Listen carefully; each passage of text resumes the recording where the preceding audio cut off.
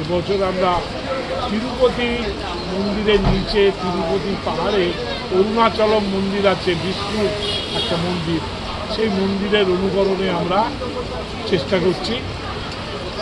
বন্ধুরা, আশা করি তোমরা খুব ভালো আছো। তাহলে আজকে কিন্তু একডালিয়া এভারগ্রিন ক্লাবের চলে এলাম। আজকে ওদের খুঁটি পুজো রয়েছে 11ই জুন। তো একডালিয়া এভারগ্রিন ক্লাব কিন্তু দক্ষিণ কলকাতার বুকে একটা বেশ ভালো নাম, কারণ তারা ট্র্যাডিশনাল পুজো করে অভ্যস্ত এবং খুব সুন্দর কিন্তু তাদের মণ্ডপসজ্জা, প্রতিমা সজ্জা হয়ে থাকে। তো আজকে খুঁটি পুজো রয়েছে এবং কি করবে এই বছর সেই বিষয়ে কিন্তু কিছু আভাস ইঙ্গিত পাওয়া যেতে পারে। তো সেটা তোমাদের জানাবো। আশা করি তোমাদের ভালো লাগবে ভিডিওটা, পুরোটা দেখতে থাকো। আশা করি তোমাদের ভালো লাগবে। আর কি করে আসতে হবে এই ক্লাবে আসার জন্য কোনো রুট বলা মানে প্রয়োজন পড়ে না, কারণ এই ক্লাবের রুট মোটামুটি সবার জানা। তাও বলে দিচ্ছি, যদি বালিগঞ্জ স্টেশন থেকে আসো একদম সোজা বিজন সেতু ধরে হেঁটে আসবে, তারপর একটা ক্রসিং করবে, সেই রাস্তায় ক্রস করে এসে গেলেই কিন্তু তোমরা পেছনের একডালিয়ার অংশটা পাবে। আর যদি তোমরা এই দিক দিয়ে আসতে চাও মানে এই গড়িহাটের দিক থেকে, তাহলে কিন্তু একদম সোজা রাস্তা, ওটা প্রবেশ পথ আর কি। তো ঠিক আছে, আমি ব্রিজের নিচ দিয়ে যেটা। তো ঠিক আছে, চলো ভেতরে গিয়ে কথা হচ্ছে। চলো, দেখতে পাচ্ছ 2 নম্বর প্ল্যাটফর্ম দিয়ে আমি নেমেছি। তো এবার এখান দিয়ে রাস্তার লেফট সাইড দিয়ে সোজা চলে যাবে। এই যে রাস্তাটা যাচ্ছে এখান দিয়ে কিন্তু একদম সোজা চলে যাবে। বন্ধুরা, এখানে দেখতে পাচ্ছ বিজন সেতু রয়েছে বালিগঞ্জের। এই বালিগঞ্জের বিজন সেতুর একদম পাশ দিয়ে যে রাস্তাটা সোজা যাচ্ছে বালিগঞ্জ স্টেশন থেকে বেরিয়ে, সেই রাস্তা দিয়ে আসবে। এসে দেখবে এই 3 রাস্তার একটা ক্রসিং পড়বে। এই ক্রসিং থেকে তোমরা এই দিকে চলে আসবে, এই যে ব্রিজটা, এই রাস্তাটা ক্রস করে। তো এইখান দিয়ে একদম সোজা গেলেই কিন্তু একডালিয়ার পুজোটা হয়। এই পুজোর একটা ব্যানারও আছে, দেখতে পাচ্ছ 14ই জুন শনিবার, অর্থাৎ আজকে 11টার সময় কিন্তু খুঁটি পুজো রয়েছে। কিন্তু দেখছো এই জায়গাটাতে কিন্তু খুঁটি পুজোটা হচ্ছে, লেখাই রয়েছে একডালিয়া এভারগ্রিন ক্লাব।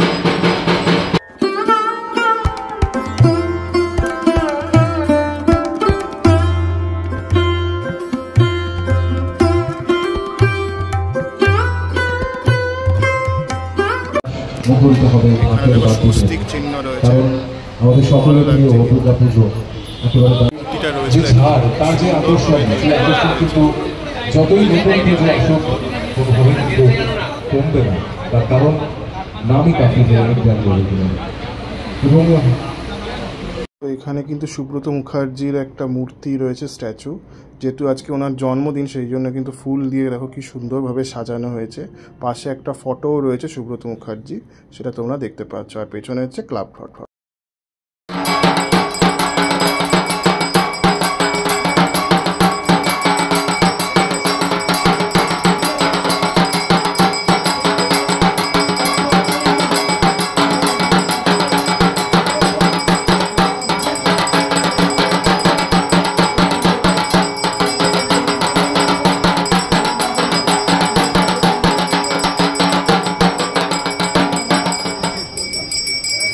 এখানে কিন্তু পুজোর প্রচার চলছে, দেখতে পাচ্ছ সামনের অংশটাতে।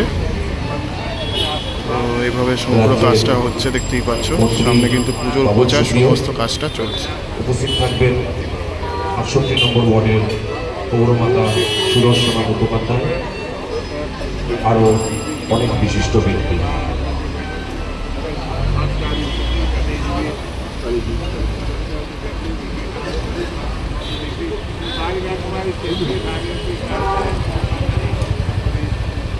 এবং একডালিয়া নাম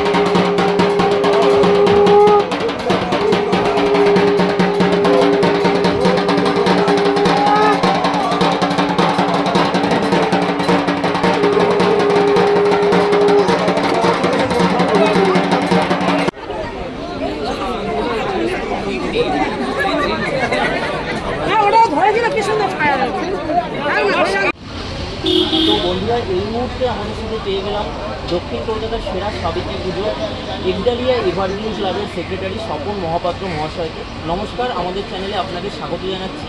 প্রতি বছর আমরা কোনো না কোনো জায়গার মন্দির বা স্থাপত্য এই স্থানে দেখতে পাই। এবছর দুর্গাপূজা 2025-এ আমরা কী আকর্ষণ দেখতে চলেছি?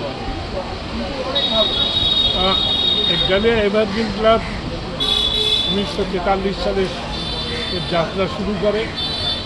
এবছর 83তম বর্ষে পদার্পণ করল 2025-এ। গত 1971 সাল থেকে প্রায় 50 বছর 2021 অব্দি এই ক্লাবের সভাপতি এবং বিরোধ পান ছিলেন রাজ্যের প্রাক্তন মন্ত্রী কলকাতার মেয়র প্রতিম মুখোপাধ্যায়। তার হাতে গড়া এই পুজো উত্তর বৃদ্ধি পেয়েছে। তিনি চলে যাওয়ার পর আমরা ধরেছি এই পুজোটাকে। আপনারা জানেন সকলেই যে কলকাতার এটা সাবেকিয়ানার একটা ঐতিহ্য বহন করে চলেছে এই পুজো। আমরা চণ্ডীর বর্ণনায় চর্চিত যে রূপ, সেই রূপকে আমরা ফুটিয়ে তুলি এবং কোনো না কোনো ভারতবর্ষের প্রসিদ্ধ মন্দিরের অনুকরণে আমরা একটা মাকে সেই মন্দিরের ভেতরে প্রতিষ্ঠা করি। গত বছর আমরা পুরীর মন্দির করেছিলাম। এবছর আমরা তিরুপতি মন্দিরের নিচে, তিরুপতি পাহাড়ে অরুণাচলম মন্দির আছে, বিষ্ণুর একটা মন্দির, সেই মন্দিরের অনুকরণে আমরা চেষ্টা করছি পুজোর মাকে মাতৃগৃহটাকে বানাবার। এই আর আলোকসজ্জার বিশেষভাবে আমাদের যিনি আলোকসজ্জা করেন বাপি ইলেকট্রিক, গত বছর চন্দননগরের জগদ্ধাত্রী পুজো উনি চন্দননগরের সবাইকে বুক করে পুরস্কার অর্জন করেছে। গত কয়েক বছর ধরে আমাদের উনি আলোকসজ্জা করছে এবং আপনারা অবগত হবেন যে এই প্রথম একডালিয়ার যিনি প্রতিমা করেন, আগে তো রমেশ পাল করতেন, এখন সনাতন রুদ্রপাল করেন। সাবেকিয়ানা প্রতিমার জন্য উনি এবছর পদ্মশ্রী পুরস্কার পেয়েছেন। সুতরাং পদ্মশ্রী সনাতন রুদ্রপাল, তো সেইটাকেই সনাতনবাবু এবারও ধরে রেখেছে। আমরা বিশ্বাস করি প্রত্যেক বছরের মতো অগণিত মানুষ দর্শনার্থী আসবে আমাদের এই পূজা মণ্ডপে এবং তাদের চরণধুলিতে আমরা গৌরবান্বিত। আচ্ছা, পূজা মণ্ডপে রূপদান করছেন কোন ডেকোরেটর? আশীর্বাদ ডেকোরেটর, খেজুরি, মেদিনীপুর। আচ্ছা, পূজা মণ্ডপের কাজ কবে থেকে শুরু হচ্ছে? আমরা 40 দিন আগে করি। পূজা মণ্ডপের কাজ অলরেডি গত 4 মাস হলো আরম্ভ হয়ে গেছে। আচ্ছা, মেদিনীপুরের ওনার স্টুডিওতে। এখানে বাঁশটা পড়ে 40 দিন আগে, কেননা আপনারা জানেন যে পাশে একটা বড় স্কুল আছে, সাউথ পয়েন্ট স্কুল, এবং আমাদের একটা রাস্তা বন্ধ করতে হয়, একটা খোলা থাকে। তা আমরা বাচ্চাদের খুব একটা ডিস্টার্ব করতে চাই না বলে ওই 40 দিন আগে থেকে মণ্ডপটার কাজ আস্তে আস্তে করি। তারপর মূল যে সজ্জিত জিনিসগুলো ফিটিং করা। এই মুহূর্তে দাঁড়িয়ে উদ্বোধনের কোনো তারিখ কি ভেবেছেন? না, আমরা তো উদ্বোধনের তারিখ আপনারা জানেন যে যিনি মুখ্যমন্ত্রী থাকেন তিনি আমাদের উদ্বোধন করেন। এবং এছাড়া আমাদের আমন্ত্রণে গতবার যেরকম এসেছিলেন রাজ্যপাল, গতবার যেমন এসেছিলেন চিফ জাস্টিস শিবঙ্গমন সাহেব, গতবার যেরকম এসেছিলেন ইউএস কনসুলেট। সুতরাং এগুলো একডালিয়া এভারগ্রিনকে বরাবরের নিমন্ত্রিত থাকে এবং এরা আসে কোনো না কোনো দিন ঠাকুর দেখতে। তবে দ্বিতীয়া কিংবা তৃতীয়াতে মুখ্যমন্ত্রী আসেন এবং অনেকটা সময় কাটেন এখানে, কাটিয়ে দুর্গার শ্লোক উনি নিয়ে বলেন, আপনারা জানেন অনেকেই। এবারেও আসবেন এবং এখানে সময় কাটাবেন।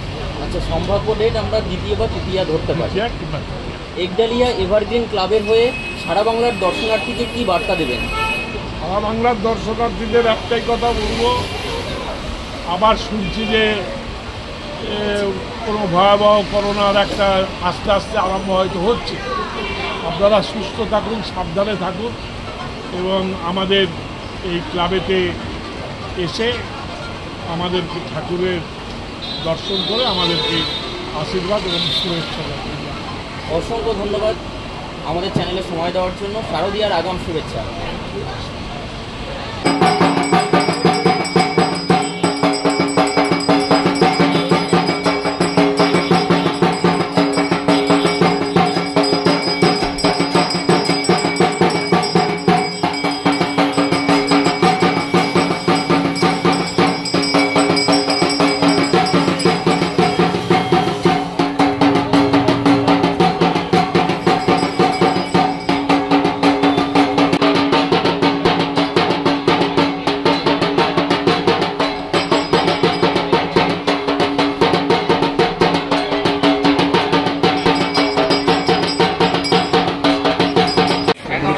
মহাদেবীর ছবি রয়েছে আর এখানে কিন্তু দেখো পুজো হচ্ছে।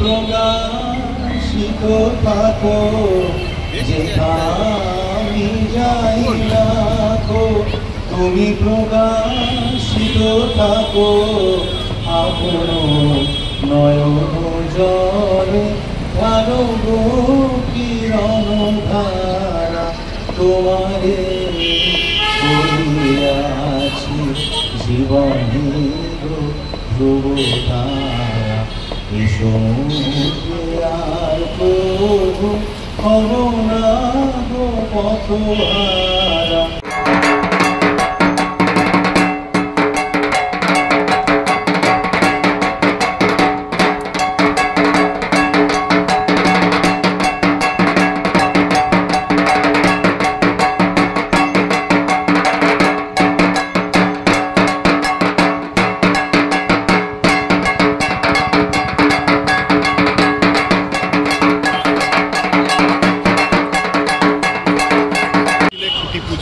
একডালি এভারগ্রিনে উত্তর কলকাতার বুকে কিন্তু অন্যতম একটা বড় পুজো বলা যেতে পারে একডালি এভারগ্রিন। তো এবারের আকর্ষণ কিন্তু হচ্ছে অরুণাচলম মন্দির, যেটা তিরুপতির মধ্যে রয়েছে।